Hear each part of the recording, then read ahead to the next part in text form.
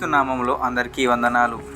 ఒక క్రైస్తవుడు తన నాలుకను, తన నోరును ఏ విధంగా ఉపయోగించాలి అనే సంగతిని మనం నేర్చుకోవడానికి ప్రయత్నం చేద్దాం.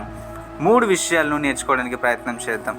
నెంబర్ 1, ఒక క్రైస్తవుడు ఎప్పుడు కూడా తన యొక్క నోరు నుంచి చెడు మాటలు మాట్లాడకూడదు అనే సంగతి మత్తయి సువార్త 12:36 నుంచి మనకు నేర్పిస్తున్న సత్యం.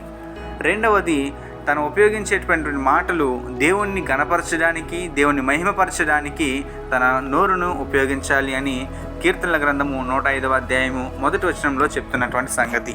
నెంబర్ 3, దేవుని గురించి ప్రచురించడానికి తన యొక్క నోరును ఉపయోగించాలి అనే సంగతి దినవృత్తాంతాల మొదటి గ్రంథము 16:8-9 చెప్తున్నటువంటి సంగతి. కనుక క్రైస్తవుడు ఎలాగూ తన నోరును ఉపయోగించుకోవాలి అనే సంగతిని మనము ఆలోచిస్తూ మన విశ్వాస జీవితాన్ని ఇంకను కొనసాగించడానికి ప్రయత్నం చేద్దాం. వందనాలు.